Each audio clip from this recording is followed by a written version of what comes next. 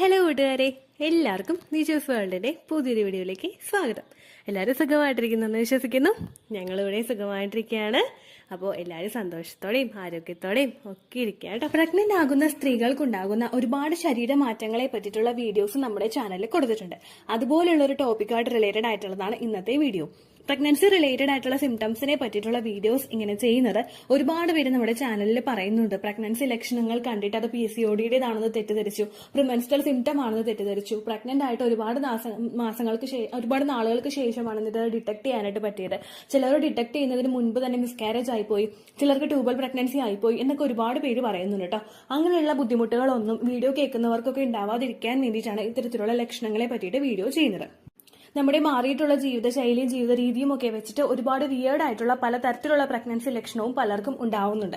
ഇത് പ്രഗ്നൻസിയുടെ ലക്ഷണമാണോ എന്ന് ചിന്തിക്കുന്ന തരത്തിലുള്ള ലക്ഷണങ്ങളാണ് പലർക്കും ഉണ്ടാവുന്നത്.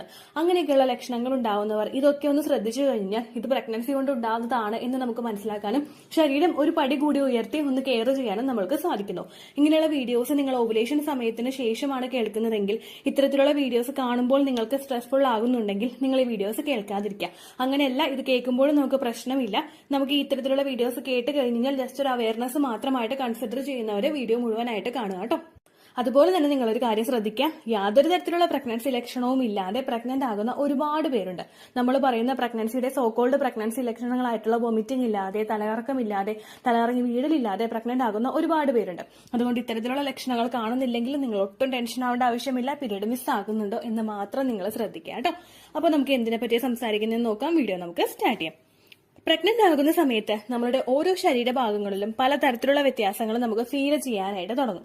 അവിടെ നമ്മളുടെ ശരീരത്തിലെ ഓരോ ഭാഗങ്ങളിലും ഉണ്ടാകുന്ന ഡ്രൈ സ്കിന്നിനെ പറ്റിയിട്ടാണ് ഇന്നത്തെ വീഡിയോയിൽ സംസാരിക്കുന്നത് കേട്ടോ. നമ്മുടെ സ്കിൻ പല സിറ്റുവേഷനുകളിൽ ഡ്രൈ ആവാറുണ്ട്. ഏറ്റവും കൂടുതൽ തണുപ്പ് വരുന്ന സമയത്ത് ഒക്കെ നമ്മുടെ സ്കിന്ന് ഡ്രൈ ആവുന്നത് കൂടുതലായിട്ടുള്ള ഒരു കാര്യമാണ്. പക്ഷേ പ്രഗ്നന്റ് ആകുന്ന സമയത്ത് ഒരു സ്ത്രീയുടെ സ്കിൻ ഡ്രൈ ആകുമോ, അത് എപ്പോൾ മുതലാണ് അത്തരത്തിലുള്ള ചേഞ്ചസ് ഉണ്ടാകുന്നത് എന്നതിനെ പറ്റി നമുക്ക് ഡീറ്റെയിൽഡ് ആയിട്ട് നോക്കാം. പ്രഗ്നന്റ് ആകുന്ന സമയത്ത് ഒരു സ്ത്രീയുടെ ഓരോ ശരീരഭാഗങ്ങളും ഡ്രൈ ആകാനായിട്ടുള്ള സാധ്യതകൾ കൂടുതലാണ്. ഡ്രൈ ആകുക എന്ന് പറയുമ്പോഴേക്കും നമ്മുടെ ആ ഒരു മോയ്സ്ചറൊക്കെ ഒന്ന് നഷ്ടപ്പെട്ടിട്ട് സ്കിൻ ഒന്ന് വരണ്ടിരിക്കുന്നത് പോലുള്ള ഒരു സിറ്റുവേഷൻ നമുക്ക് ഉണ്ടാവുക. പ്രഗ്നന്റ് ആകുന്ന സമയത്ത് പല സ്ത്രീകളിലും ഉണ്ടാകുന്ന ഒരു ശാരീരിക മാറ്റമാണ് ഇങ്ങനെ സ്കിൻ ഡ്രൈ ആകുന്നത്. നമ്മുടെ സ്കിൻ, അതുപോലെ നമ്മുടെ ലിപ്സ്, അങ്ങനെയുള്ള കാര്യങ്ങളൊക്കെ പലർക്കും ഡ്രൈ ആകുന്നതായിട്ട് കണ്ടുവരാറുണ്ട്. ബ്രസ്റ്റ്, അതുപോലെ നമ്മുടെ വയറ്, ഇങ്ങനെയുള്ള ഭാഗങ്ങളിലായിരിക്കും ഈ ഡ്രൈനെസ് കൂടുതലായിട്ടും ഫീൽ ചെയ്യുന്നത് കേട്ടോ. അപ്പൊ ഇതിന്റെ റീസൺസ് എന്തൊക്കെയാണെന്ന് നമുക്ക് നോക്കാം. ഏറ്റവും ആദ്യത്തെ എന്ന് പറയുന്നത് നമ്മളുടെ ശരീരത്തിലെ ആ ഒരു ഗ്രോയിങ് ആയിട്ടുള്ള ഫീച്ചേഴ്സിനെ ഹെൽപ്പ് ചെയ്യാൻ പാകത്തിന് അല്ലെങ്കിൽ സപ്പോർട്ട് ചെയ്യാൻ പാകത്തിനുള്ള വാട്ടർ നമ്മളുടെ ശരീരത്തിൽ ഇല്ലാതെ ആയിട്ട് വരിക.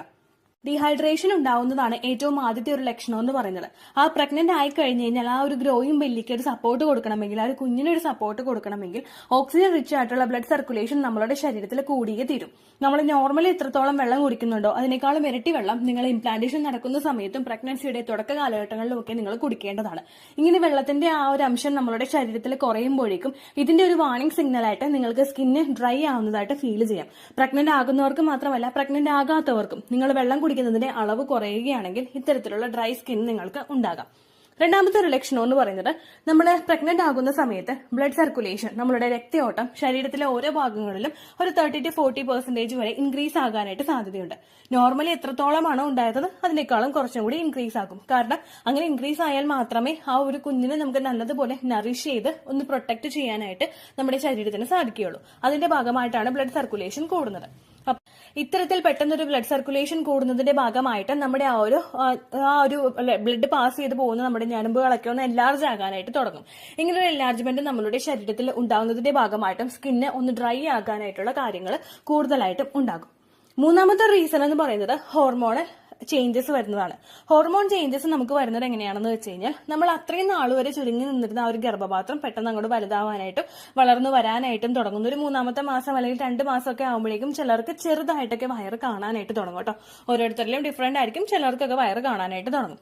ഇങ്ങനെ നമ്മളുടെ ശരീരം ഒന്ന് വലുതാവാൻ തുടങ്ങുമ്പോൾ, നമ്മുടെ ബ്രസ്റ്റ് ഒന്ന് എൻലാർജ് ആവാനായിട്ട് തുടങ്ങുമ്പോഴേക്കും നമ്മളുടെ ശരീരത്തിലെ ആ ഒരു ഒരു മോയ്സ്ചർ അവിടെ നഷ്ടമാകാനായിട്ട് തുടങ്ങും. നമ്മുടെ ആ ഒരു സ്കിന്നിന്റെ ആ ഒരു ഇലാസ്റ്റിസിറ്റി ഒക്കെ ഒന്ന് സ്ട്രെച്ച് ആകാനായിട്ടുള്ള ഒരു കാര്യമൊക്കെ അങ്ങോട്ട് നടന്നു വരുമ്പോഴേക്കും അതിന്റെ ഭാഗമായിട്ടും നമുക്ക് സ്കിന്നിൽ ഇത്തരത്തിൽ ഡ്രൈനെസ് ഫീൽ ചെയ്യാനായിട്ടുള്ള സിറ്റുവേഷൻസ് ഉണ്ട് കേട്ടോ. അപ്പൊ ഇത്രയും കാര്യങ്ങൾ നിങ്ങൾ ശ്രദ്ധിക്കാം. സ്കിന്നിൽ ഇത്തരത്തിൽ ഡ്രൈനെസ് വരുന്നതോടൊപ്പം തന്നെ പലർക്കും ഉണ്ടാകുന്ന ഒരു ബുദ്ധിമുട്ടാണ് ചൊറിച്ചില്. നമ്മുടെ സ്കിന്ന് വലുതാവുന്നതിന്റെ ഒന്ന് എൻലാർജ് ആവുന്നതിന്റെ ഭാഗമായിട്ട് പലർക്കും സ്കിന്നിൽ ചൊറിച്ചിൽ അനുഭവപ്പെടാം. ഏറ്റവും കൂടുതൽ നമ്മുടെ ബ്രസ്റ്റ് ഒന്ന് എൻലാർജ് ആവുന്നതിന്റെ ഭാഗമായിട്ട് നമുക്ക് ബ്രസ്റ്റിൽ ഇടയ്ക്കിടയ്ക്ക് ചൊറിച്ചിലുണ്ടാകും. അതുപോലെ വയറിൽ നമുക്ക് ചൊറിച്ചിലുണ്ടാകും. അങ്ങനെയുള്ള പ്രശ്നങ്ങളൊക്കെ നമുക്ക് ഫീൽ ചെയ്യാം കേട്ടോ. അതുപോലെ തന്നെ നമ്മുടെ തൈസിൽ, നമ്മുടെ ആ ഒരു കാലിന്റെ തൊടയുടെ ഭാഗത്തുമൊക്കെ പലർക്കും ഇത്തരത്തിലുള്ള ചേഞ്ചസ് ഏർലി സ്റ്റേജിൽ തന്നെ ഫീൽ ചെയ്യാനായിട്ട് സാധിക്കും. ഇത്തരത്തിലുള്ള ബുദ്ധിമുട്ടുകൾ നിങ്ങൾക്ക് ഫീൽ ചെയ്യുമ്പോഴേക്കും നിങ്ങൾ നിങ്ങൾ മോയ്സ്ചറൈസർ ഉപയോഗിക്കുന്നുണ്ടെങ്കിൽ അതിട്ടിട്ട് നിങ്ങൾ പയ്യൊന്ന് റബ്ബ് ചെയ്ത് കൊടുക്കുക. കൂടുതലായിട്ട് നമ്മൾ ചൊറിഞ്ഞു കഴിഞ്ഞാൽ സ്കിന്നിൽ കൂടുതൽ ഇറിറ്റേഷൻസ് ഉണ്ടാവാനായിട്ടുള്ള സാധ്യതകൾ കൂടുതലാണ്. അതൊക്കെ ഒന്ന് അവോയ്ഡ് ചെയ്യാൻ വേണ്ടിയിട്ട് ഒന്ന് മോയ്സ്ചറൈസർ ഇട്ട് കൊടുക്കുക. അതൊന്നും ഉപയോഗിക്കാത്തവരാണെങ്കിൽ പ്യുവർ ആയിട്ടുള്ള കോക്കനട്ട് ഓയിൽ നമ്മൾ അപ്ലൈ ചെയ്ത് കൊടുക്കുന്നത് നല്ലതാണ്. ശരീരത്തിൽ നല്ലതുപോലെ എണ്ണ തേച്ച് നമ്മൾ കുളിക്കുന്നത് നല്ലതാണ്. ഇതൊക്കെ ഒന്ന് ആ ഒരു ശരീരത്തിന്റെ ആ ഒരു ഇലാസ്റ്റിസിറ്റിയെ നല്ലതുപോലെ ഒന്ന് പ്രൊട്ടക്ട് ചെയ്യാൻ വേണ്ടിയിട്ട്, ആ ഇലാസ്റ്റിസിറ്റി ഒന്ന് ഇംപ്രൂവ് ചെയ്യാൻ വേണ്ടിയിട്ടൊക്കെ നിങ്ങളെ കൂടുതലായിട്ടും സഹായിക്കും കേട്ടോ. അതുപോലെ തന്നെ ഈ ഒരു തുടക്ക സ്റ്റേജിൽ നിങ്ങൾ വെള്ളം കുടിക്കുന്നതിന്റെ അളവും ധാരാളം നിങ്ങൾ ശ്രദ്ധിക്കുക. ഏറ്റവും കൂടുതൽ ഒരു 3rd ട്രൈമസ്റ്ററിൽ ഉണ്ടാവുന്ന ഈ ഒരു ലക്ഷണം ആ ഒരു തുടക്ക സ്റ്റേജിൽ തന്നെ പലർക്കും ഫീൽ ചെയ്യാറുണ്ട്. കാരണം പെട്ടെന്നൊരു മാറ്റം ശരീരം പൊരുത്തപ്പെട്ട് വരാനായിട്ട് തുടങ്ങുന്ന ഒരു സമയമാണ് നമ്മുടെ പ്രഗ്നൻസിയുടെ ആദ്യത്തെ ട്രൈമസ്റ്ററും നമ്മുടെ പീരിയഡ്സ് മിസ്സായിട്ടുള്ള ആദ്യത്തെ മാസവും. അങ്ങനെ വരുമ്പോഴേക്കും നമുക്ക് പെട്ടെന്നൊരു ചേഞ്ചസ് നമ്മുടെ ബോഡിയിലോട്ട് മാറി വരുമ്പോഴേക്കും അതുമായിട്ട് പൊരുത്തപ്പെടാൻ വേണ്ടിയിട്ട് നമ്മുടെ ശരീരം ഒന്ന് സ്ട്രഗിൾ ചെയ്യും. ഇതിന്റെ ഭാഗമായിട്ട് നമുക്ക് വളരെ എളുപ്പത്തിൽ തന്നെ ഇത്തരത്തിലുള്ള ചേഞ്ചസ് നിങ്ങളുടെ ബോഡിയിൽ വരുന്നത് റെക്കഗ്നൈസ് ചെയ്യാനായിട്ട് സാധിക്കും. ഇനി അങ്ങനെ നിങ്ങൾക്ക് ചേഞ്ചസ് കാണാനായിട്ട് സാധിക്കുന്നില്ലെങ്കിലും നിങ്ങൾ വിഷമിക്കേണ്ട. പീരിയഡ് ഡേറ്റ് മിസ് ആകുന്നുണ്ടോ എന്ന് മാത്രം നിങ്ങൾ ശ്രദ്ധിക്കുക. പിന്നെ ഒരുപാട് പേര് ചെയ്ത് വെക്കുന്ന ഒരു മിസ്റ്റേക്ക് ഉണ്ട്, അതുകൂടി വീഡിയോയിൽ പറയാം കേട്ടോ. പലരും പ്രഗ്നൻസി പോസിറ്റീവ് ആയി കഴിഞ്ഞ് കഴിഞ്ഞാൽ ചാനലിൽ വന്ന് ചോദിക്കാറുണ്ട്, ചേച്ചി എപ്പോഴാണ് ഡോക്ടറെ കാണേണ്ടത് എന്നതിനെ പറ്റിയിട്ട്. നമ്മൾ പ്രഗ്നൻസി പോസിറ്റീവ് ആയി കഴിഞ്ഞാൽ ഉടനെ തന്നെ ഡോക്ടറെ പോയി കാണാം. വെരി നെക്സ്റ്റ് ഡേ തന്നെ നമ്മൾ പോയി ഡോക്ടറെ കാണാം. ഒരു ഫെയിന്റ് ലൈൻ നമ്മൾക്ക് കിട്ടിക്കഴിഞ്ഞ് കഴിഞ്ഞാൽ അത് ഡാർക്ക് ആവുന്നത് വരെ നമ്മൾ വെയിറ്റ് ചെയ്യേണ്ട ആവശ്യമില്ല. പ്രഗ്നൻസി ടെസ്റ്റ് ചെയ്യുന്ന സമയത്ത് അപ്പോൾ തന്നെയാണ് നിങ്ങൾക്ക് ഫെയിന്റ് ലൈൻ കിട്ടുന്നതെങ്കിൽ വെരി നെക്സ്റ്റ് ഡേ തന്നെ നമ്മൾ ഡോക്ടറെ പോയി കാണണം. അല്ലെങ്കിൽ അന്ന് തന്നെ കാണാൻ പറ്റുന്ന ഒരു സിറ്റുവേഷൻ ഉണ്ടെങ്കിൽ നിങ്ങൾ അന്ന് തന്നെ പോയി ഡോക്ടറെ കാണണം കേട്ടോ. അങ്ങനെ പറയാനായിട്ടുള്ള കാരണം എന്ന് പറയുന്നത്, നമ്മൾ പ്രഗ്നന്റ് ആകുന്ന സമയത്തും നമ്മുടെ ഒരു പ്രഗ്നൻസിയുടെ ഫസ്റ്റത്തെ ട്രൈമസ്റ്ററിൽ കുഞ്ഞൊന്ന് വളരുന്നതിന് വേണ്ടിയിട്ടും കുഞ്ഞിനൊന്ന് പ്രൊട്ടക്ട് ചെയ്യുന്നതിന് വേണ്ടിയിട്ടും ഒരുപാട് ന്യൂട്രിയൻസ് ആവശ്യമായിട്ട് വരും, ഒരുപാട് വിറ്റമിൻസ് ആവശ്യമായിട്ട് വരും. ഇതെല്ലാം ഫസ്റ്റത്തെ സ്റ്റേജിൽ തന്നെ കുഞ്ഞിന് കിട്ടിയിട്ടില്ല എങ്കിൽ കുഞ്ഞിന്റെ ഭാവിയിലോട്ടുള്ള ഗ്രോത്തിനെ, ഡെവലപ്മെന്റിനെ, ഹാർട്ട് ബീറ്റ് ഉണ്ടാകുന്നതിന്റെ, അതുപോലെ തന്നെ കുഞ്ഞിന്റെ സ്പൈനൽ കോഡിന്റെ ഡെവലപ്മെന്റിനെ ഒക്കെ ഇത് സാരമായിട്ട് തന്നെ ബാധിക്കും കേട്ടോ. അപ്പൊ ഏറ്റവും എളുപ്പത്തിൽ തന്നെ എപ്പോഴാണോ പ്രഗ്നൻസി പോസിറ്റീവ് ആവുന്നത് അന്ന് വൈകുന്നേരമോ പിറ്റേ ദിവസമോ അല്ലെങ്കിൽ നിങ്ങൾക്ക് ഏറ്റവും അടുത്ത് എപ്പോൾ പോകാൻ പറ്റുമോ അത്രയും ആ ഒരു ദിവസത്തെ തന്നെ നിങ്ങൾ പോയി കാണാം കേട്ടോ. അത്രയേ ഉള്ളൂ വീഡിയോ. യൂസ്ഫുൾ ആയി കാണുമെന്ന് വിശ്വസിക്കുന്നു. യൂസ്ഫുൾ ആവുന്നുണ്ടെങ്കിൽ ലൈക്ക് ചെയ്യുക, ഫ്രണ്ട്സിനൊക്കെ ഷെയർ ചെയ്ത് കൊടുക്കുക കേട്ടോ. എന്തെങ്കിലും സംശയം ഉണ്ടെങ്കിൽ നിങ്ങൾ കമന്റ്സിൽ ചോദിക്കുക. പണ്ടത്തെ വീഡിയോയ്ക്ക് കമന്റ്സ് ഇടുന്നവർക്ക് റിപ്ലൈ ലഭിക്കുന്നില്ലെങ്കിൽ ലേറ്റസ്റ്റ് ആയിട്ട് ഞാൻ ഏത് വീഡിയോ ആണോ അപ്ലോഡ് ചെയ്യുന്നത് അതിന് താഴെ കമന്റ് ഒന്ന് കോപ്പി പേസ്റ്റ് ചെയ്യാനായിട്ട് ശ്രദ്ധിക്കുക കേട്ടോ. അതുപോലെ ഓവുലേഷൻ ഡേറ്റ് കാൽക്കുലേറ്റ് ചെയ്ത് തരാനായിട്ട് റിക്വസ്റ്റ് ചെയ്യുന്ന ആളുകൾ എത്രയാണോ സൈക്കിൾ ലെങ്ത് അത് മെൻഷൻ ചെയ്യാനായിട്ട് ശ്രദ്ധിക്കുക. സൈക്കിൾ ലെങ്ത് എന്നതുകൊണ്ട് ഉദ്ദേശിച്ചത് ഓരോ മാസവും എത്ര ദിവസം കൂടുമ്പോഴാണോ ബ്ലീഡിങ് വരുന്നത് അതാണ് സൈക്കിൾ ലെങ്ത്. കഴിഞ്ഞ മാസം ഒരു 8-ാം തീയതിയാണ് ബ്ലീഡിങ് ആയതെങ്കിൽ ഈ മാസം 6-ാം തീയതിയാണ് ബ്ലീഡിങ് ആയതെങ്കിൽ കഴിഞ്ഞ മാസം 8-ാം തീയതി മുതൽ ഈ മാസം 6-ാം തീയതി വരെ എത്ര ദിവസമുണ്ടോ അത് കാലണ്ടറിൽ എണ്ണി തിട്ടപ്പെടുന്നതാണ് നിങ്ങളുടെ സൈക്കിൾ ലെങ്ത്.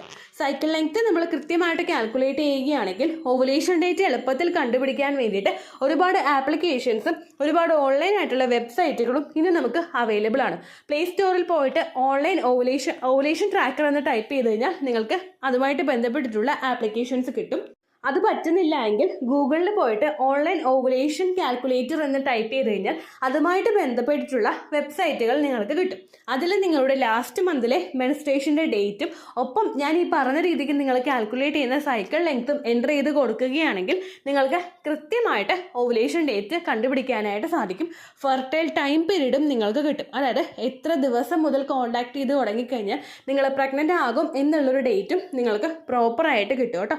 ഇത് കാൽക്കുലേറ്റ് ചെയ്യുന്ന സമയത്ത്, സൈക്കിൾ ലെങ്ത് കാൽക്കുലേറ്റ് ചെയ്യുന്ന സമയത്ത് നിങ്ങളുടെ ആ ഒരു കലണ്ടറിൽ നോക്കി തന്നെ നിങ്ങൾ കാൽക്കുലേറ്റ് ചെയ്യുക. പല മാസങ്ങളിലും 30-31 ദിവസമുണ്ട്, അതുകൊണ്ടാണ് അങ്ങനെ പറഞ്ഞത്. ഒപ്പം നിങ്ങൾക്ക് ബ്ലീഡിങ് തുടങ്ങിയ ദിവസത്തിന് വേണം നിങ്ങൾ ഡേ 1 ആയിട്ട് എടുക്കാൻ വേണ്ടിയിട്ട്. സ്പോട്ടിങ് തുടങ്ങിയ ദിവസത്തിനെ, അതായത് ചെറുതായിട്ട് ഡിസ്ചാർജ് പോയി തുടങ്ങിയ ദിവസത്തിനെ നിങ്ങൾ കൺസിഡർ ചെയ്യേണ്ട ആവശ്യം ഇല്ല കേട്ടോ. അപ്പോൾ ഇത്രയേ ഉള്ളൂ വീഡിയോ. അടുത്തൊരു വീഡിയോ ആയിട്ട് നമുക്ക് വീണ്ടും കാണാം. ബൈ.